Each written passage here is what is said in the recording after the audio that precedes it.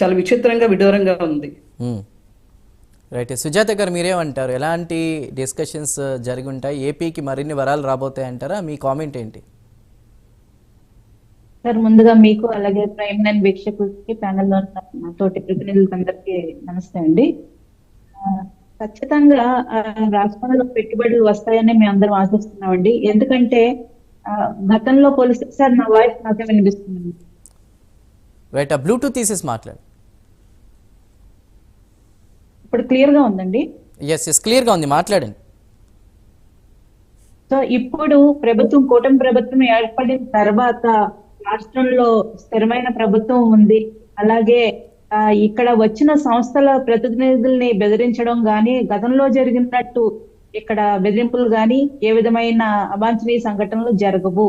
ఈ ప్రభుత్వంలో నేతలందరూ పెట్టుబడులు తీసుకురావడానికి సిద్ధంగా ఉన్నారు. చంద్రబాబు నాయుడు గారు సుదీర్ఘ రాజకీయ పరిపాలన అనుభవం కావచ్చు, అలాగే పవన్ కళ్యాణ్ గారు, లోకేష్ గారు లాంటివి యువ నాయకత్వం కావచ్చు, రాష్ట్రంలో ఖచ్చితంగా పెట్టుబడులు తీసుకురావాలి. అభివృద్ధిలో ఒక 50 ఏళ్లు వెనక్కి వెళ్లిపోయిన ఆంధ్రప్రదేశ్ ని తిరిగి పునర్నిర్మించాలనే ఒక ఏకైక లక్ష్యంతో ఉన్న మంత్రులు నాయకత్వంతో అక్కడ ప్రతినిధులకి, దావోస్ లో ప్రతినిధులకి మన రాష్ట్రంలో ఉన్న ఈ సోర్సెస్ ఏదైతే మనకి అత్యంత పొడవైన తీర ప్రాంతం ఉందండి, అదొక పెద్ద మనకి ఎసెట్ అనే చెప్పుకోవాలి.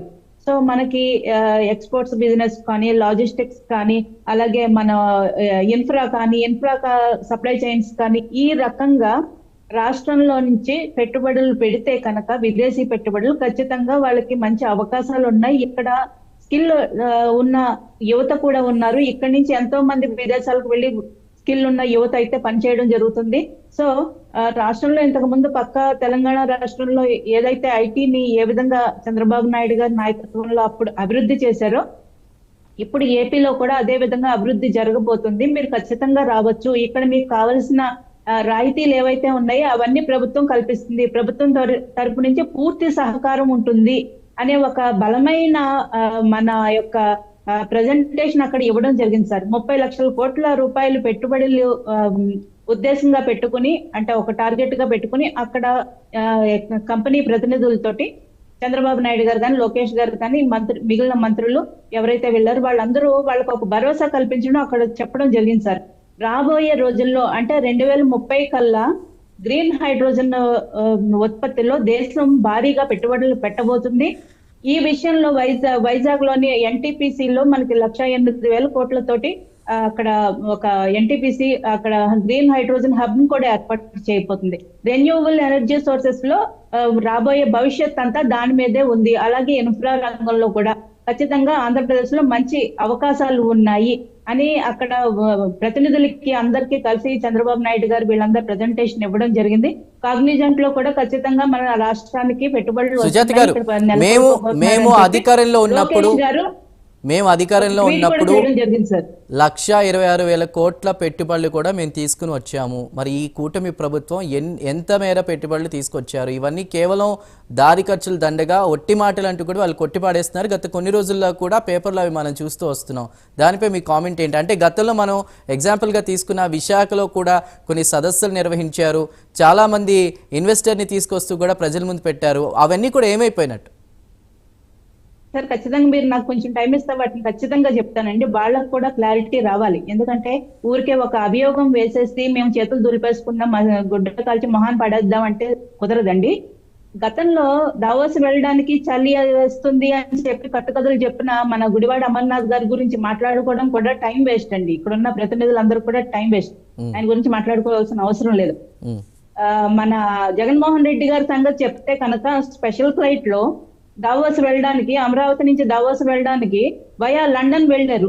అంటే తన కుటుంబంతో సహా కుటుంబ పర్యటనగా చేసుకుని దావోస్ కి వెళ్ళి అక్కడ వాళ్ళు ఏమి పెట్టుబడులు తెచ్చారు, ఎంతమందికి ఉపాధి అవకాశాలు వచ్చాయో, ఎన్ని ఫ్యాక్టరీలు వచ్చాయో మనం గత 5 ఏళ్ల పరిపాలన చూసుకుంటే తెలుస్తుంది.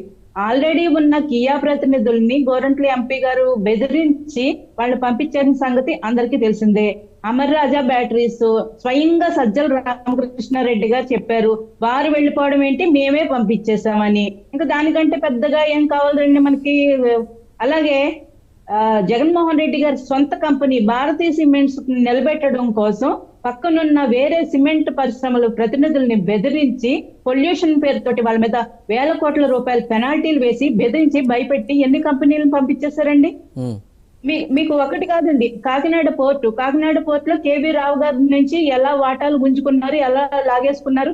ఈ రోజు విజయసాయి రెడ్డి గారి పార్టీ నుంచి అంటే రాజకీయాల నుంచి తప్పుకుంటున్నానని ఒక ఏదైతే ట్వీట్ చేశారో ఆయన నిర్ణయం తీసుకున్నారో దాంట్లో ఇది కూడా ఒక కారణం సార్. కాకినాడ పోర్టు విషయాలు కూడా అలాగే ఆదాని డేటా సెంటర్ ని వెళ్ళగొట్టేశారు.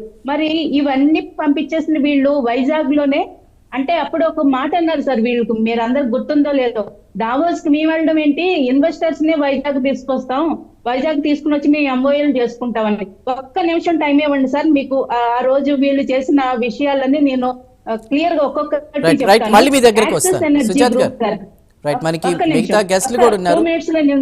2 minutes లో నేను అది కన్క్లూడ్ చేస్తే ఖచ్చితంగా మళ్ళీ మీ దగ్గరకు వస్తాం. మనకి సుజాత్ గారు మళ్ళీ మీ దగ్గరకు వస్తాం. మనకి మిగతా గెస్ట్లు కూడా ఉన్నారు, బీజేపీ నుంచి కూడా